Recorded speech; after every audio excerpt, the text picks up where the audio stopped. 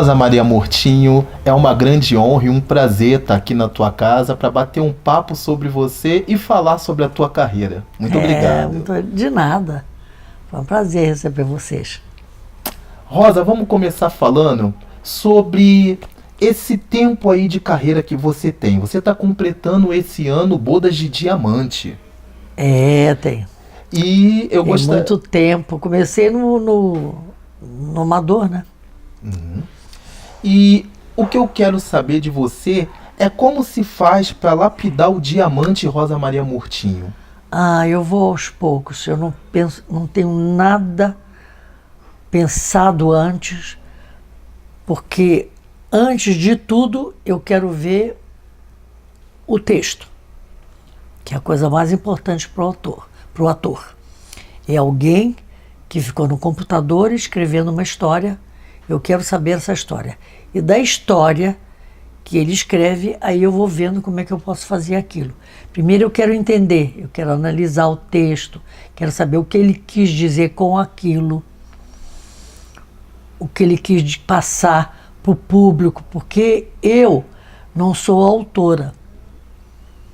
Mas eu, 50-50, metade, eu sou autora, sim. Porque a pessoa escreve, mas é através de mim que o público vai saber aquilo que alguém escreveu. Você ajuda a contar a história. Então, exatamente, eu me considero um pouco autora também. Então, eu tenho que ser muito atenta ao que ele quer dizer, e aí eu vou começar a trabalhar desse jeito, ver quem era a pessoa, pessoas que gravitavam em torno desse personagem, quem são as irmãs, quem são os pais, quem são as pessoas que... Como eu falei, mesmo que não tenha, eu crio uma família para ela. Porque conforme ela se mostra, é conforme ela foi criada. Você e o Mauro... Eu sou muito reverente ao autor. Eu acho que o autor é uma maravilha. Uma pessoa que senta e escreve um texto, eu acho uma maravilha. Uma vez perguntaram para o Milo Fernandes, que era meu amigo, Deus o tenha, por que ele escrevia. E ele diz assim, bom, eu escrevo porque eu escrevo. Porque se eu soubesse falar, eu falava. Então ele escreve porque escreve. Então você tem que prestar bastante atenção quem escreve alguma coisa. Às vezes eu estou lendo uma crônica de alguém que escreve no jornal, um colunista assim que vai uma vez por semana que escreve uma crônica assim, tipo assim, Rubem Braga que escreve uma crônica. Aí eu fico achando, poxa, eu gosto muito desse autor. Dava uma boa história de teatro, um bom monólogo. Uhum. E eu tenho vontade, às vezes, de pegar os autores que eu leio e fazer um monólogo. Quem sabe, né? Um projeto futuro. É um projeto futuro, como eu sempre não sonho muito, eu às vezes tenho ideias e passo para outras pessoas, porque eu, como atriz, a ideia eu tenho. A ideia eu tenho. Eu não sei botar em prática. Isso é mais para a produção. Uhum. Você e Mauro são de uma época em que as emissoras de televisão se dividiam entre Rio e São Paulo. Eu gostaria que você contasse... É mais em São Paulo. São Paulo, aqui tinha algumas emissoras da televisão, mas tinha a Tupi, mas a Tupi de São Paulo era mais forte. Tinha Excelsior, que convidou o Boni, e ele convidou... Nós fomos os primeiros contratados do Boni, eu e o Mauro. Está no livro dele. E aí começou aquela grande... o grande sucesso de novelas, né? Como era o trabalho de vocês antes do videotape? A gente, algumas coisas fazia ao vivo, mas tinha videotape, não tinha kill. Então, lembra daquelas fitas que a gente de gravar? Videotape? Uhum. Então, eles faziam toda, antes do reclame, do anúncio, do comercial, eles faziam toda aquele primeiro, cortavam o tape com gilete, inseriam o comercial e depois passavam para a televisão. Era um trabalho manual. É, um trabalho manual da técnica. E a gente fazia, antes do primeiro anúncio, a gente fazia inteiro. Quer dizer, passava de uma cena, passava para outra. Eu me lembro que antigamente a gente fazia externa assim. A Excelsior a gente gravava lá nos estúdios da Vera Cruz, em São Paulo. Então você queria fazer uma externa, eles pegavam um galho de árvore, pegavam no estúdio, pegavam com prego no chão, fazia uma árvore, aí eu pegava uma bolsa, saía de trás do cenário, pegava uma bolsa, botava um lenço na cabeça, estava na externa. Era essa a externa. Olha só, olha que interessante. E quando você passava do quarto para a sala, a camareira estava atrás, digamos que fosse no dia seguinte. A camareira estava atrás, já estava com casaco, você botava uma echarpe, então estava com outra roupa. Olha. Porque era seguido que fazia. Sim, não parava, né? Olha.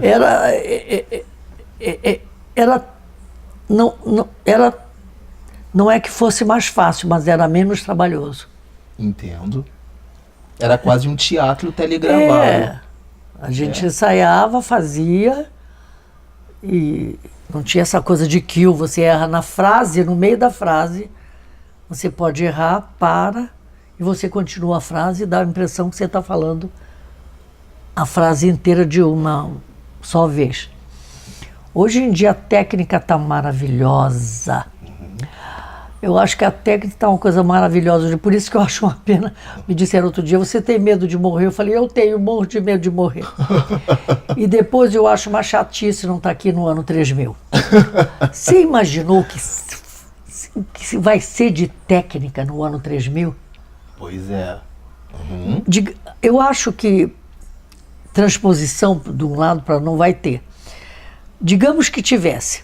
A gente acaba essa entrevista, aperta o botão e diz, vamos jantar em Nova York? A gente aperta, chega lá e diz, mas aqui está o tempo tão feio, vamos voltar para dormir no Brasil. Tom, aperta, a gente já está no Brasil. Acho que isso vai ser difícil, porque é transposição. Isso não vai ter. Mas que a gente vai conseguir ir daqui para Paris e Nova York. Já teve um avião que fazia em 3 horas daqui a Paris. Em 2 horas vai ter. Rosa, com essa carreira tão bonita que você tem no teatro, no cinema e na televisão, quais são os momentos mais marcantes que você pode falar para o nosso público? Com tanta coisa que eu fiz, há atrizes que dizem que o melhor papel que fez é esse último. Foi o último papel que eu fiz, é o melhor. Porque a gente tem tanta coisa para escolher. Em televisão, quando eu comecei com A Moça que Veio de Longe, com Hélio Souto, depois eu fiz coisas maravilhosas na Excelsior, depois eu vim para Globo, trabalhei com o Sérgio Cardoso, depois fiz Próxima Vítima, do Silvio de Abreu, que descobriu o meu lado moleque, que eu só fazia aquelas novelas da Janete Claire, fazia esquizofrênica, fazia maluca, fazia gente com problema. Aí ele disse, Rosinha, você é comediante. Vou fazer você... Aí ele botou meu lado moleque para fora, porque em teatro eu fazia comédia. E ele me conhecia, o Silvio me conhecia de teatro. Então disse, vamos botar. E eu comecei a fazer, então comecei a fazer essas comédias do Silvio que eu adorava. Jogo da Vida, tudo isso. E um dia ele me telefona e diz assim, Rosinha, você está vendo a próxima vítima? Eu falei, tô vendo sim. Eu escrevi um personagem para Fernanda Montenegro e ela não pode fazer. Você gostaria de fazer? Eu falei, gostaria. Sem saber quem era a personagem ainda. Não, mas eu confio no Silvio. O Silvio jamais iria me dar uma coisa que não fosse boa. Ele jamais escreveu um papel ruim. todo mundo tem chance com o Silvio de Abreu. Direção do Jorginho Fernando. Então eu nem sabia. Ele falou, depois uma pessoa que diz para mim que eu escrevi uma peça com um papel para Fernando Montenegro, não pode ser ruim um papel, né? Com certeza. E tá chamando você para fazer. E não sou eu que vou dizer, eu quero ler primeiro para ver se é bom. Isso seria de uma arrogância terrível. Coisa que eu não sou uma pessoa arrogante, não sou. Então ele falou, você topa fazer? Topo. Então tá bem. E meu personagem entrou e aumentou a audiência da novela. O personagem eu há algum tempo não fazia, estava meio enferrujada, mas o Jorge Fernando é danado, me deu umas chamadas, faz assim, me orientou muito. E eu fiz, aumentou a audiência. Aí um dia o Jorge Fernando entra no estúdio, na frente de todo mundo, e diz assim, olha, o Boni mandou dizer que a próxima vítima, com a sua entrada do seu personagem, aumentou a audiência. Que também era audaciosa, era uma mulher que trouxe um amante dizendo que era sobrinho. Chiquérrima. Chiquérrima, dizendo que era sobrinho. Então, para eu dirigir todas as suas cenas, eu, Jorge Fernando, para dirigir, e pedi um favor para você não fumar. E eu tinha mandado comprar uns cigarros lá em Londres, de cores, da cor, por exemplo, se o vestido era vermelho, eu fumava o cigarro vermelho com a ponta dourada. Se o vestido tinha verde, eu fumava com cigarro verde. Se era preto, eu fumava, entende? Para fazer um charme. Ela chegou da Itália, então era uma pessoa que tinha uma sofisticação, com muito dinheiro, e audaciosa, que trouxe o amante e dizia, não, é meu sobrinho, eu adotei como sobrinho. E que só para chatear a irmã dela. Que era toda poderosa, né? Feita pela Araci Balabanian. E, na verdade, é um papel maravilhoso, né? E até eu me lembro que no final, o Alexandre Borges, ele tinha feito A Bonitinha Mas Ordinária, mas eu acho que novela era a primeira que ele fazia. Isso. Na Globo. Quando ele me mata, que ele fica apaixonado pela menina, os dois são dois bandidos, me mata, ele me joga na piscina. Uhum. E eu falei, Alexandre, faz um negócio que as mulheres vão adorar. Você me carrega, ele me matou, né? Você me carrega e me dá um beijo e dizia, bye bye tia, mama, que ele me chamava, mama. Eu via muito na rua, quer ser minha mama? Uma vez eu fui a uma festa, me arrumei inteira, eu estava assim, quando a atriz se arruma, né? Exato. Me arrumei inteira, disse, eu quero, quer ser minha mama? Eu vi muito isso, eu era mais nova, eu via muita coisa na rua isso. E ele me beijou na boca e me jogou. Ficou um escândalo. Uhum. O assassino beija a assassinada e joga na piscina. Digno de Hollywood. Digno de Hollywood. Então gostei muito de fazer isso, gostei de fazer a novela do Valcir Carrasco, que ele fez também, que fazia a mãe da... Meu filho dirigia, fazia a mãe da... Amor à Vida. Gostei também de fazer o Geraldo Carneiro e o Astro. O Astro e do Geraldo Carneiro. Geraldo Carneiro e do... com... sim, Alcides Nogueira. Às vezes eu não me lembro de certas coisas, eu cheguei para outro dia para o médico e falou assim, eu estou começando a esquecer as coisas. Ele falou, esquecer é natural. Se você não esquecer quem você é e saber seu nome, então já está ótimo. Então teve muita coisa boa que eu fiz, sabe? Uhum.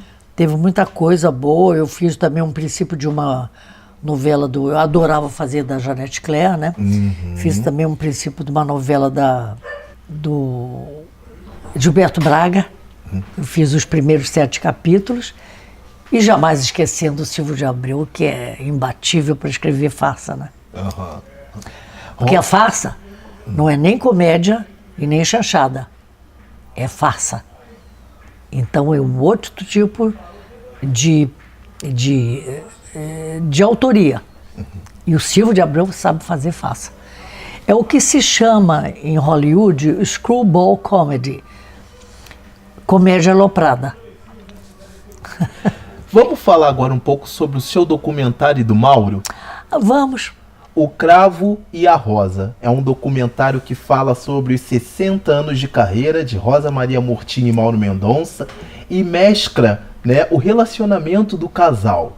Rosinha, como é que surgiu a proposta para esse documentário? Foi a Kelly Skelfis, foi assim, uma menina que tem, super esforçada, boa atriz, boa produtora. Ela nos chamou para sermos júri de um festival que ela tem em Santa Teresa de teatro de esquetes. E eu e o Mauro fomos júris. Ela ficou muito encantada que a gente aceitou ser jurados, tudo isso. Ela falou, é muito... E aí ela teve a ideia de fazer um documentário. Eu falei, escuta uma coisa, documentário sobre ator, fica todo mundo sentado começando a elogiar. E é muito chato. Fica todo mundo elogiando, fulano era ótimo, não vai dizer era péssima para trabalhar, achava uma chatice, ninguém vai dizer isso. E fica um pouco monótono. Então, eu queria dar para o meu diretor, que é o Jorge Fajala, que estava dirigindo a Doroteia, e ele pediu para a Silvia escrever o roteiro. E também que falasse não só da gente, que era o que eles queriam, e falasse alguma coisa sobre a nossa geração. Porque em teatro, em televisão, tem tudo documentado, né? Tudo é registrado. Cinema tem tudo registrado, documentado. E teatro? Agora o Sérgio Brito deixou alguma coisa sobre ele. Mas o teatro, quando você quer alguma coisa, não tem nada. Você tem que ir na televisão pegar um pouquinho da Cacilda Becker, um pouquinho do Valmor Chagas, um pouquinho do Sérgio Cardoso, entende? Então eu queria que fosse um documentário que falasse sobre a minha geração. Mais do que tudo, sem dizer que a Rosa Maria era assim, o Mauro era assim, falasse, e saiu sobre isso. Tanto saiu sobre isso, porque a Silva fazendo o roteiro e o Fajala dirigindo, com a ideia da Kelly Skelfis, falando sobre isso, foi escolhido para o Festival de Cinema do Rio, como foi uma coisa importante, não só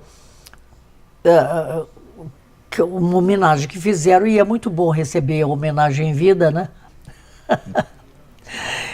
E sim falando sobre uma geração. Então aparece Fernanda Montenegro, aparece Natália Timber, aparece Tony Ramos, Antônio Fagundes, Nissete Bruno, Silvio de Abreu, Ari Fontoura, e todas aquelas pessoas que trabalharam com a gente, que falaram sobre a nossa geração de teatro, que depois foi para a televisão. Por isso que o filme foi também interessante. E o Fajala e o roteiro foi muito bom, que ele não botava uma pessoa falando o tempo todo e depois botava para outra, ele cortava. Então, alguma coisa que a outra dizia, ele já linkava com uma outra atriz que tinha falado sobre alguma coisa, sobre a peça que trabalhou comigo, que outro ator também trabalhou, que falava sobre aquilo. Então, ficou interessante. Agora, tem pouca coisa, eu não sabia que ia sair tão bom, senão eu tinha até dado mais coisas para falar. Agora, o bacana é que no seu documentário mostra você e o Mauro reagindo ao que os seus amigos falam no documentário. E a gente não sabia muita coisa, diz, fulano fez isso, a Fernanda falou isso, a Nissete falou isso, a Ari falou isso, e a gente fala. E pede também, eu aqui em casa, meu Deus do céu, apareci, desci a escada, estavam gravando. Eu saí descalça, sem um pingo de maquiagem, de cabelo. Eu deixei o cabelo branco para fazer a Doroteia do Nelson Rodrigues, que eu não puseram uma peruca. Eu falei, não vou fazer Nelson Rodrigues de peruca, não. Eu vou fazer de cabelo branco, mas o resto daqui ficou até aqui branco. Depois ele botava, ele fazia, levava 1 hora a maquiagem, viu? Uau! Para fazer o resto do cabelo branco. Isso em todas as apresentações? Todas as apresentações. Chegava bem antes para fazer a maquiagem. Olha, vamos falar sobre a Doroteia? Aproveitar que já estamos falando. Qual foi o prazer de fazer Doroteia no teatro? Primeiro, fazer o Nelson Rodrigues, que eu nunca tinha feito. Eu tenho umas coisas que eu disse isso no documentário. Se der tempo, se eu não for antes, eu ainda quero fazer um Chekhov, ainda quero fazer um Shakespeare, ainda quero fazer um Tennessee Williams. Eu fazia a primeira vez o Nelson Rodrigues, né? Maravilha. É coisa isso, nossa. Então, mas para entender o Nelson Rodrigues, olha, foi muito estúdio aqui nessa sala. Muito estudo. Estúdio que eu falei? Não, desculpe. Muito estudo. O que ele queria dizer com isso? Porque foi escrito em 1950, que até hoje as pessoas gostam. E é polêmico. É polêmico. Então a gente tinha que dizer o que ele queria dizer com isso. Ele queria dizer as chagas. Então eu fazia parte, eu era a matriarca de uma família de mulheres feias. E vem a Doroteia. Tanto que eu não conhecia o texto. Eu falei, eu estou comemorando 60 anos de carreira, eu não tenho mais idade para fazer a Doroteia. A Doroteia era uma mulher linda, e era jovem, era prostituta, tudo isso, eu não tenho mais idade de fazer. Eu também não posso. Ele falou, não, mas a Doroteia não é a protagonista. A protagonista é a Dona Flávia. A Doroteia é o papel título. Eu falei, então precisamos de uma boa protagonista, a Dona Flávia, que era o meu personagem.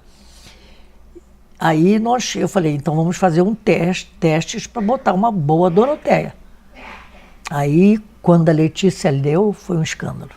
Letícia Spiller. Letícia Spiller. Ela leu maravilhosa, ela fez muito bem. Você chegou a conhecer o Nelson Rodrigues? Conheci. Como é que foi? Foi uma vez ele estava no Teatro Ginástico Fernando Montenegro, eu conheci. Mas conheci mais ainda por telefone, que um dia ele me telefone e diz, Rosa Maria Murtinho. Falei, sou Nelson Rodrigues. Falei, ô Nelson, tudo bem? A gente só conheceu uma vez só, né? Agora, eu quero que você faça o meu filme, Álbum de Família.